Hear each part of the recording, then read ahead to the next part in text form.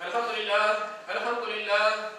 الحمد لله الذي جعل صلاة الجمعة من شعائر الإسلام وفرضها على أمة محمد عليه الصلاة والسلام لتكون مكفرة للذنوب ومطهرة للآثام. نشهد أن لا إله إلا الله وحده لا شريك له الذي يكرم المؤمنين والمؤمنات برؤية جماله في دار السلام. ونشهد أن سيدنا وسندنا ومولانا محمدا عبده ورسوله المبعوث بالدعوة وهي إلى دار السلام. صلى الله تعالى عليه وعلى آله وأولاده وأزواجه وأصحابه وأتباعه وخلفائه الراشدين المرشدين المهديين من بعده ووزرائه الكاملين في عهده، خصوصا منهم على الأئمة خلفاء رسول الله على التحقيق أمير المؤمنين حضرة أبي بكر وعمر وعثمان وعلي وعلى بقية الصحابة والتابعين رضوان الله تعالى عليهم أجمعين. أيها المؤمنون الحاضرون، اتقوا الله واطيعوه، إن الله مع الذين اتقوا والذين هم محسنون. قال الله تعالى في كتابه الكريم: أعوذ بالله من الشيطان الرجيم، بسم الله الرحمن الرحيم.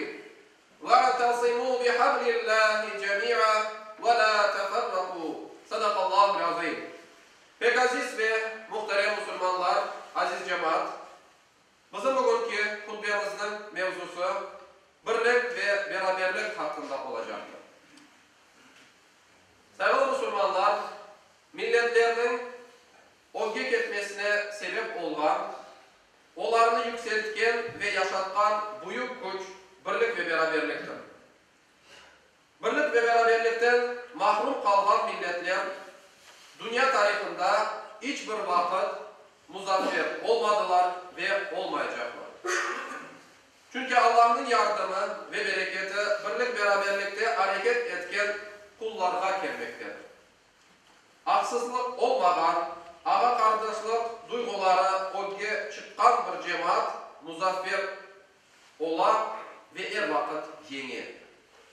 Ama layık olmaganı alda bir makam ve mevkini alıp haksızlık yaparak biri başkasının hakkını aşasa o vakit cemiyette ne kardeşlik duyguları kalır ne de Allah'ın rızası ve yardımı o toplulukta gelir. Sevgili Peygamberimiz Muhammed Mustafa sallallahu aleyhi ve sellem Efendimiz bizlerge kıyamet alametlerini sıralap hadis-i şeriflerinde böyle bildirgendir. Allah bir kavim için hayır istese, açıklı ve künleyici olmayan yumuşak kimselerini üstünüzge başlık olarak yapar.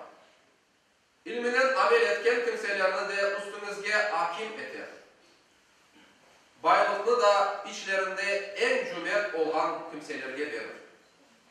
Ama bir kavim yaramay olsa, o toplumun başına ahlakı yaramay kimselerini getirir ve cahil kimseler aralarındaki ihtilaflar hakkında hüküm verirler. Baylıklı da aralarında en kıskaç kimselerge verir. Hürmetli cemaat, herkes üstüne düşken vazifesini yerine getirir, dini, milleti ve vatanı için faydalı olmaya çalışması gerekir. İşte o vakit topluluklar, cemiyetler ve milletler yükseliş görürler. Başkaları tarafından da hürmet ve saygı görürler. Milletimizin tarih boyu elde etken şartlı zaferleri, ortaya koygan kahramanlık destanları, kurgan medeniyeti, şüphesiz hem öz milleti hem de başka milletler arasında göstergen adaleti, birlik beraberlik ve kardeşlik duyguları esnasında kurulgan eder. İşte bu bağının, bu güçünün kununuzda olmaması, bizlerin bu mukaddes değerlerden ve dini vazifelerden uzaklaşmamızdan sebeptir. En esası da kardeşlik duygularını coyarak birbirimize saygı ve hürmet göstermeyip aramızda tek mevki ve makam gibi kimseler olan sahiplerine menfaat elde etmek için saygı gösterilmesinden sebeptir. Halbuki hakiki kardeşlik duygularını hakiki iman sahibi müminler gösterip olurlar. Yüce Rabbimiz bizlerge bizim mukaddes kitabımız Kur'an-ı Kerim'de böyle buyurgan. şüphesiz müminler arkadaştırlar.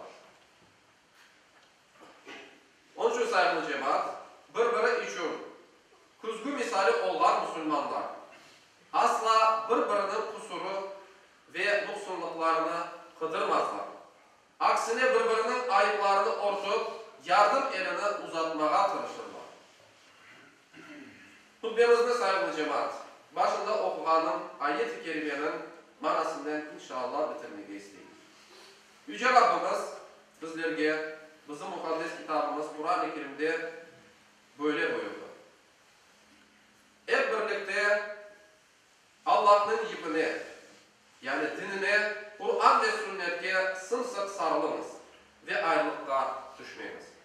Allah-u Teala cümlemizin anasına sevgi, saygı, aramızda birlik ve beraberlik nasip ve nasip etsin.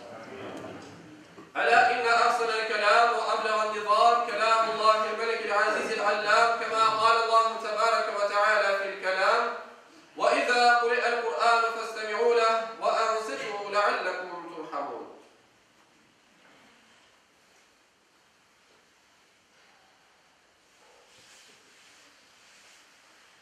Elhamdülillah, elhamdülillah, elhamdülillahi hamdel kâmilîne ve salâtu ve selâmu alâ Rasûlina Muhammedin ve alâ âlihi ve sahbihi ecma'in. Ta'zîmen li nebiyyihi ve tekrimen li fehâmeti şâni şerefi safiyy. Fekâle azze ve celle min qâilin muhbiran ve âmiran.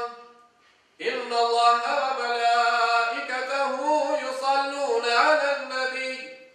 Ya